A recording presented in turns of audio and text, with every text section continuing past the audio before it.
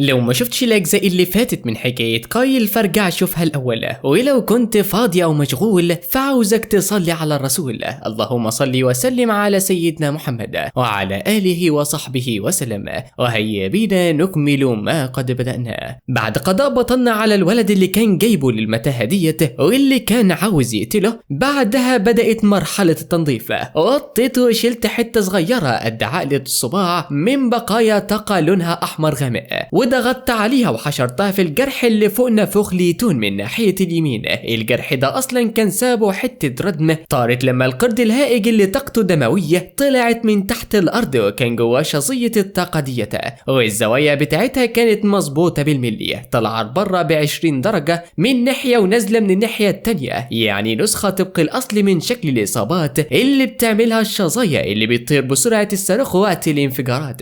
كده ساب الوفاء بقى زي الفل، والأدلة الجنائية موجودة والدليل المادي موجود ومقنع جدا. لفيت وظهرت ورا الفرن، لقيت ديكس كاشش في نفسه عامل زي الكورة وحاطط ايده فوق راسه، عضلاته كلها متشنجة من الرعب. قلت له يا ديكس. الولد اتفزع لدرجة انه نط من مكانه، وشفت عينه المحمرة من الخوف بتبصلي من بين دراعاته وهو بيترعش. لما الجيش يجي يسألك قول له الحقيقة، قول له ان انا واحنا في التقييم قابلنا وحش من الرتبة العظيمة، وان القائدة سارة ومجموعتهم تصدوا للوحش مع بعض، وانا استخبيت في ركن وما طلعتش منه لقدام. ديكس قعد يعيد الكلام في دماغه مرتين ثلاثة علشان يحفظه. كملت كلامي وشاورت بدقني ناحية القضبان وقلت له وبالنسبة ليتون فهو خد شظية طاقة من القرد الهائج في دماغه وهو بيحارب، وانت شفت الكلام ده بعينك. ديكس فضل مبلم في بتاع 3 ثواني وبعدها بدأ يهز راسه بسرعة لدرجة ان رقبته كانت هتتجزأ، وقلت له براحتك ما تزودهاش، وانت في الحالة دي الطبيعي كلامك يكون بيتهته، لو اتكلمت بطلاقة زيادة عن اللزوم هتفضح نفسك. ديكس بدأ يهدى، وفي اللحظة دي ظهرت رسالة قدامي بتقول ان في نقطة دهشة زادت 35 نقطة بسبب رعب ديكس واستسلامه الكامل ليا وهو كله رزق. لفيت وبصيت لسارة كانت ساندة على حطام الفرن المكسر، قلعت الجاكيت بتاعها وطبقته وحطيته ورا ظهرها علشان يسندها. مشيت ناحية كومة المعدات المكسورة اللي جنبي وطلعت حتة لوح صلب نضيف وحطيته زي الترابيزة، وبعدين سحبت مية نقية ما فيهاش ذرة شوائب وقدمتها لسارة وقلت لها اشربي. سارة بصت لكرة المية اللي عايمة فوق كفي، ترددت ثانية واحدة وبعدين شربتها، واول ما المية نزلت في زورها حست ببرودها بتجري بين صدرها، والوجع اللي في ضلوعها المكسور هدى بنسبة 30%. بصت لي كده وقالت لي المية ديت فيها تأثير علاجي. قلت لها بمنتهى الصراحة مش عارف والله، القدرة ديت لسه جايه لي دلوقتي وحتى ما لحقتش اقرا التكنولوجيا اللي فيها. سارة فضلت مركزة في وشي بتاع 3 ثواني، والشيء اللي لسه باين عليه صغر السن، ما كملتش 17 سنة، يعني لسه ملامح الطفولة ما راحتش، وهدومي البيضاء اللي ما فيهاش نقطة تراب كانت مخلية شكلي مش طبيعي خالص في وسط الخرابة اللي كانت موجودة. قالت لي انت اسمك قايل، وما كانتش بتسأل كانت بتأكد. قلت لها ايوه. قالت لي الحركة اللي عملتها لما ضربت نقطة المية في عين الذيب انت عملت كده قصد علشان انا اشوفك. ما نكرتش وقلت لها فعلا. سألتني ليه، قلت لها كنت محتاج حد يتفاجأ. الرد كان قصير بس خلى سارة تسكت وتفكر شوية، وفجأة سمعنا صوت مراوح طايرة من بعيد، 6 طيارات نقل عسكرية جاية من ناحية الشمال الشرقي، والكشافات بتاعتهم عمالة تمسح حيطان مصنع الصلب المهجور، والابواب اتفتحت ونزلت قوات خاصة بالحبال، والفريق الطبي وصل الاول. 2 من المسعفين جريوا على سارة وبدأوا يسعفوها الاول، وفريق تاني جرى على ليتون اللي كان قاعد جنب القضبان وعينه مش مركزة ومبلمة. المسعف كشف على ايد المصاب وضرب الكشاف في عينه، وبعدين اشار لقائد الفريق وقال له صدمة نفسية لازم ينتقل فورا. العيل الوحيد اللي فضل من شلة ليتون سحبوه من ورا الفرن، كان مكتوم زي الجمبري لدرجة ان اطرافه اتخشبت، وباقي الجثث اتحطت في اكياس سوداء. القائد اللي واصل كان عقيدة، قعد يلف في المكان ويبص على شظايا الطاقة والحفر اللي طولها مترين، وعلامات الوش كانت باينة عليه انه مش فاهم اي حاجة. قرب مني وانا قاعد على لوح الصلب وبلعب بالعملة اللي في ايدي، وفجأة لقيت 12 وحش من الوحوش المدرعة عملوا نص دايرة حواليا، مش علشان يحصروني، لا دول كانوا زي الحراس بتوعي. العقيد وقف على بعد 3 مترات، وال12 وحش لفوا راسهم ناحية انتهت في نفس اللحظة. العقيد بلع ريقه وقال بصب يحاول يخليه ودي. قايل أنا العقيد كولين من المنطقة العسكرية الشرقية، الجنرال جراي بعتني علشان أخدك. وقفت لعب بالعملة وقلت له تاخدني فين؟ قال لي بسرعة الصاروخ القيادة، ومش استجواب والله، دي الدعوة من الجنرال علشان يشرب معاك شاي. بصيت له ثانيتين وقلت له ممكن اخد الوحش معايا؟ العقيد بص للوحوش اللي الواحد فيهم وزنه 3 طن، وبعدين بص لباب الطيارة وقال لي هحتاج اتأكد من الموضوع ده. في اللحظة ديت زادت نقطة الدهشة عندي 15 نقطة بسبب احساس العقيد بالتفاهة من الموقف. حطيت العملة في جيبي وقمت ركبت طيارة النقل وسندت ظهري وبدأت امثل الدور صح. كتمت اي طاقة طالعة مني وهديت نفسي لدرجة 20 نفس في الدقيقة، ولميت كتافي كأن عيل غلبان مرعوب وقدرته فلتت منه من كتر الخوف. العقيد كولين كان باصص عليا بس ما اتكلمش.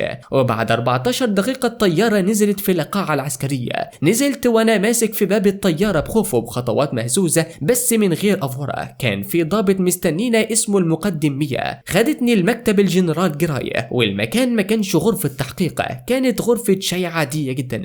الجنرال كان قاعد راجل عجوز ورفيع وشكله غلبان خالص، لابس بدلة رمادية مفيش فيها اي رتبة، وقال لي اتفضل استريح. صب لي كوباية شاي وقدمها. شربت بق صغير وقلت له شاي حلوة من ريحة بلدي. الجنرال فضل باصص لي من ورا بخار الشاي بتاع 10 ثواني وبعدين قال خضة جامدة مش كده؟ ايدي اتهزت وانا بنزل الكوباية وقلت له بصوت واطي يعني ده وحش من الرتبة العظيمة، حتى القائدة سارة ما عرفتش توقفه. انا محظوظ اني لسه عايش. قال لي سارة بتقول انك طلعت قدرة جبارة في اللحظة الأخيرة. قلت له وانا ببص في الأرض مش عارف ايه اللي حصل بالظبط.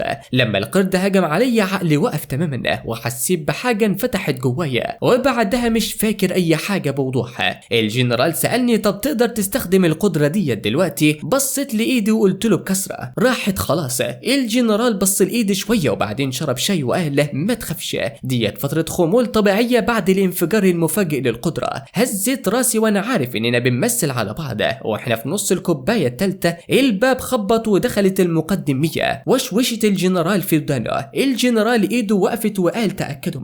قالت له الفريق الطبي لقى شظايا طاقة في نافوخ ليتون، والوفاة حصلت قبل ما القوات توصل، وده معناه انه مات في وسط المعركة. الجنرال افتكر مشهد شظايا الطاقة اللي طارت في كل حتة لما الوحش اتدمر زي مطر من النور، وطبيعي جدا شظية منهم تيجي في دماغ ليتون.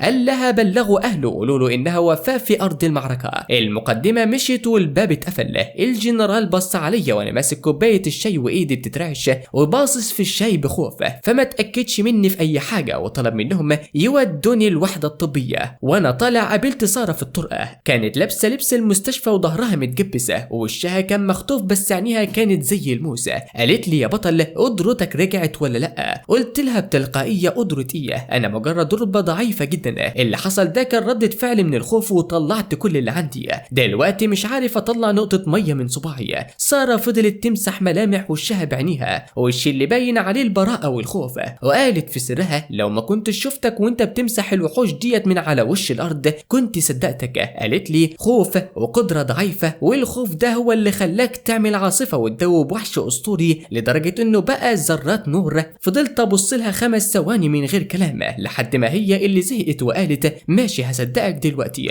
وطلعت كارت ذهبي عليه نجمتين وقالت لي ده كارت ترشيح مني لبطولة دوري الجامعات اللي هتبدأ الاربع الجاية. بالكارت ده هتدخل البوابة على طول من غير تصنيفات. خدت الكارت وقلت لها شكرا يا فندم، وهي ماشية قالت لي من غير ما تبص وراها ليتون مات.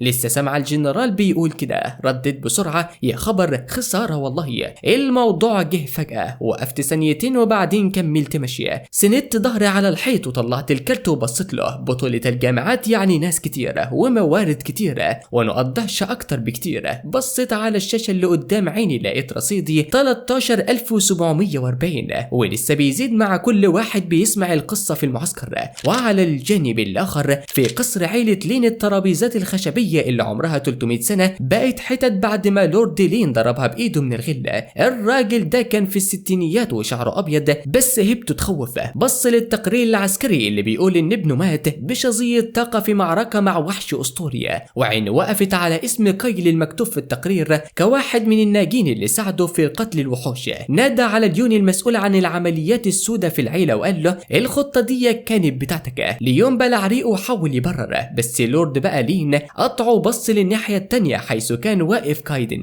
عبقري العيلة اللي معاه سيف طويل وقدرته من الرتبة الأسطورية. كايدن قال بصوت واثق يا بابا التقرير شكله مظبوط، بس الفكرة في اللي عايش. كايل ده المفروض يموت أول واحد، ازاي هو اللي يرجع سليم والكل يموت؟